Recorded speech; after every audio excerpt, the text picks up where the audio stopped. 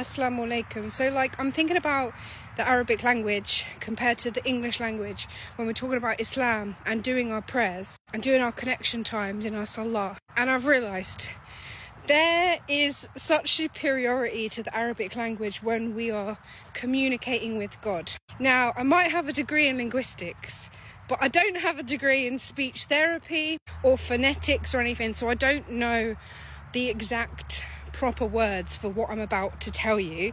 But on my walk, I've just realised stuff. Let me explain. So I want us to compare the difference.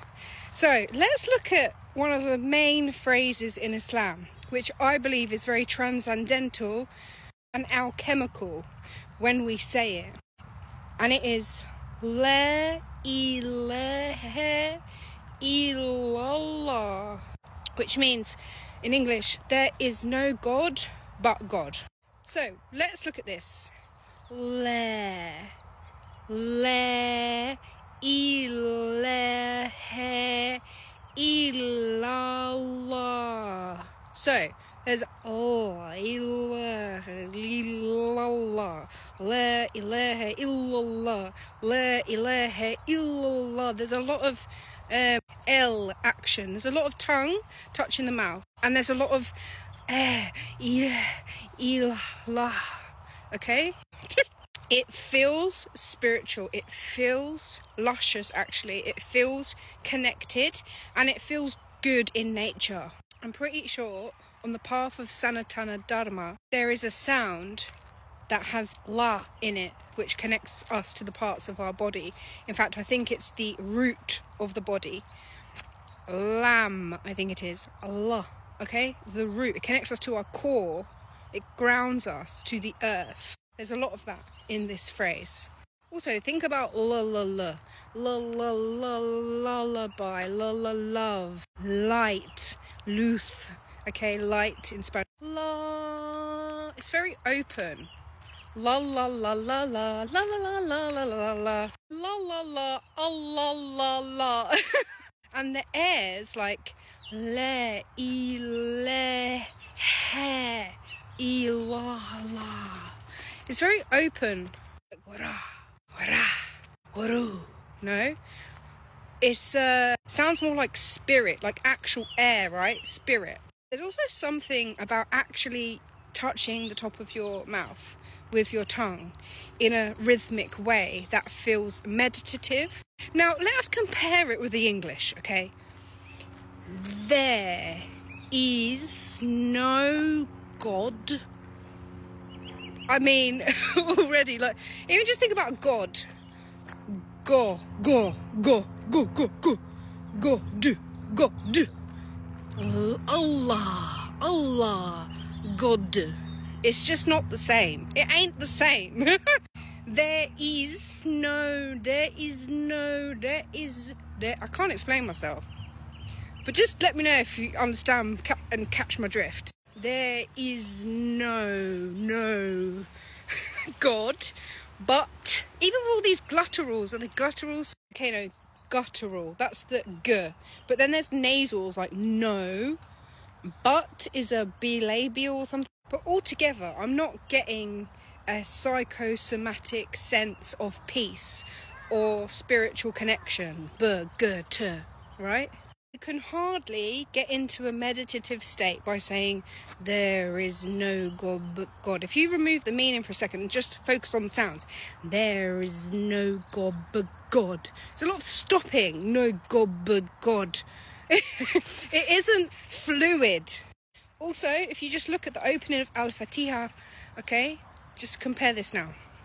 So, the beginning surah in the Quran, which Muslims, if you follow the hadiths, will say this several times a day, like many times a day. They will say this surah, because we say it before any other surah when we do the prayers. Let's just look at the beginning, okay, the opening of it. Al-Fatiha actually means the opening, okay? So the essence of it should be open, should be opening us to the divine, okay? So it goes, Bismillah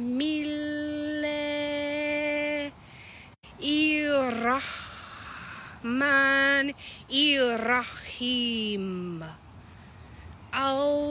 الحمد لله رب العالمين. I mean, it's just lush. Let's compare it with English. In the name of God, the most merciful, the most compassionate, or the most loving, the most loving.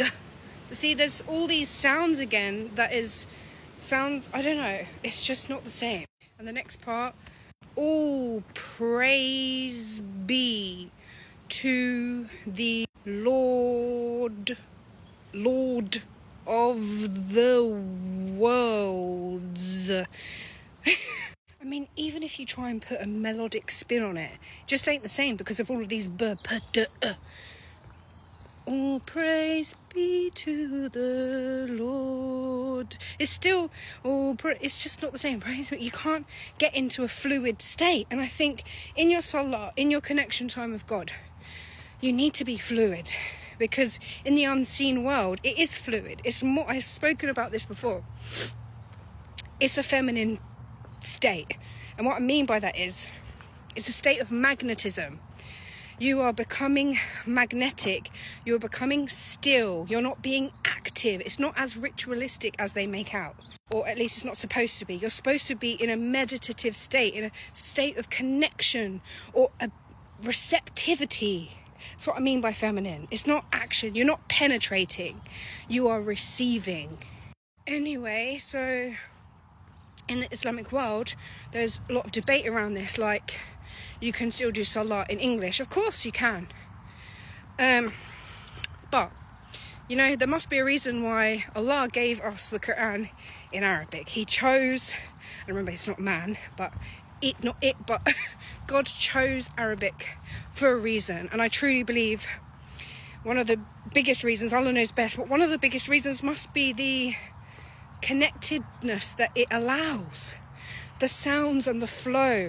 And I think it brings our mind and body into a much different state than other languages do. For example, English. Let me know what you think in the comments. Assalamu alaikum.